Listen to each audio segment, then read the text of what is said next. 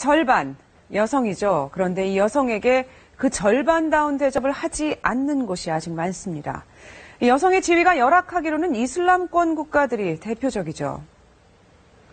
그러나 여성이라는 이유로 차별하고 핍박을 한다면 그걸 과연 종교나 전통이라는 이름으로 합리화할 수 있을까요? 국제부 기자와 함께 살펴보겠습니다. 이재현 기자. 네. 이 이슬람권에서도 사우디아라비아가 아주 대표적으로 여성에게 보수적인 나라인데 요즘 좀 변화하고 있다는 얘기가 들리긴 하던데요. 글쎄요. 없는 것보다야 낫겠지만 여학생도 체육 수업을 받을 수 있게 됐다.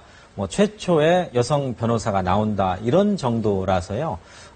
변화라기보다는 오히려 사우디에서 여성이 처한 열악한 상황을 다시금 환기시켜주는 것 같습니다. 제가 영화를 하나 준비했는데 잠깐 볼까요? 네. 네, 와즈다라는 영화인데요. 지난주에 끝난 전주국제영화제에서 폐막 작품으로 상영됐습니다. 사우디의 와즈다라는 여자 어린이가 자전거를 타고 싶어 합니다. 하지만 공공장소에서 여자가 자전거 타는 게 금지되어 있는 사우디에서는 헛된 꿈이죠. 이 어린이의 삶을 통해서 여성 차별 실태를 고발하고 있는 이 영화는 사우디에서 전체가 촬영된 최초의 영화이자 사우디 출신 여성 감독이 만들어서 화제가 됐었습니다. 지난해 베니스 국제영화제에서 영화가 처음 공개됐는데요.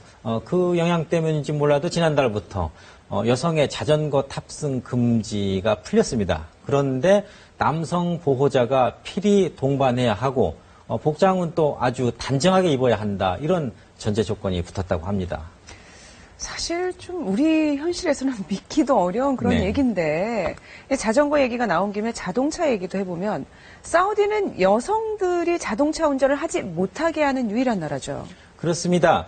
여자가 자유롭게 외출하는 것을 불온시하다 보니까 운전을 아예 금지하고 있는 것이죠. 네. 그런데 이에 대한 불복종 운동도 벌어지고 있습니다. Women to Drive라는 운동인데요.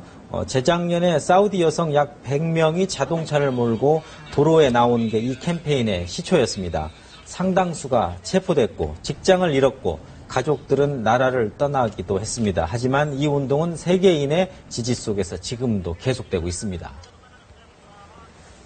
The rain starts with a drop. So this thing is really symbolic thing for us women driving. Very basic need, very insignificant right for us. And I think this will encourage women to take action. 네, 또 하나 놀라운 일이지만은 사우디아라비아의 여성은 아직도 참정권이 없습니다.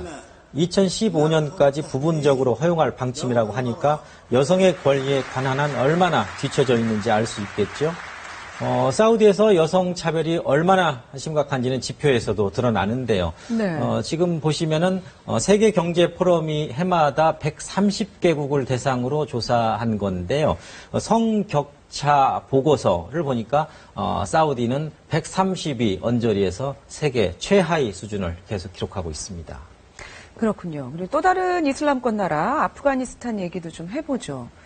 거기서 여학교에 독가스 테러가 일어났다던데 이게 무슨 일인가요? 네, 지난달 21일 아프가니스탄 북부의 탈루칸이라는 도시에서 일어난 일인데요. 한 여학교에서 학생 70여 명이 정체불명의 가스를 마신 후에 모두 병원으로 이송됐습니다. 네. 일부 상태가 위중한 학생도 있었지만 사망자는 없었습니다. 사흘 전에도 인근의 다른 여학교에서 독가스가 살포돼서 학생 10여 명이 병원에 실려간 일이 있었는데요. 두 사건 모두 탈레반의 소행으로 추정됐습니다. جدی می‌خوایم از مقامات که اگر نمیتونن و یا اینکه خودشان میشه دوست داشته باشن جدا خواهش میکنیم که همچه عمل دستش گرفته شود و بگذارن مردمی که با آرامی زندگی بکنه و تحصیل خود 네, 아프간에서 탈레반 정권이 2001년에 무너졌지만 여전히 그 세력이 만만치 않거든요. 극단적 이슬람 원리주의자들인 탈레반은 여자가 학문을 배우는 것을 반대해서 공공연하게 여학교를 공격하고 있습니다. 탈레반의 아문이 남아있는 아프가니스탄에서 여성 문맹률은 87%나 됩니다. 만약 이슬람 여성이 배움의 의지를 꺾지 않으면 어떻게 될까요? 말랄라 유사푸자이라는 파키스탄 소녀입니다.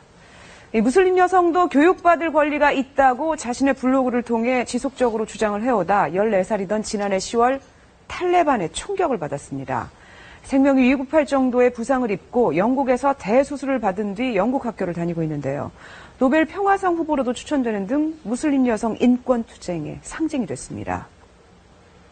I want to learn about politics, about social rights, and about the law. I want to learn how to bring change in this world, and how should I work for the happiness and for the education of the girls. 지금도 이슬람에는 바로 저 아주 기본적인 권리를 외치는 그런 여성들이 많을 것입니다. 이 기자, 네. 그리고 명예살인에 대한 얘기도 좀 해보죠. 이 네. 명예살인하면 이슬람권에서 가문의 명예를 더럽혔다 해서 주로 여성들에게 폭력을 가하거나 심지어 죽이는 그런 일을 말하는데 이 뒤쪽 화면에 보이는 이 소녀가 피해자라고요. 네. 소녀의 얼굴을 보면은 심한 흉터가 남아있는 것을 뚜렷하게 볼 수가 있죠.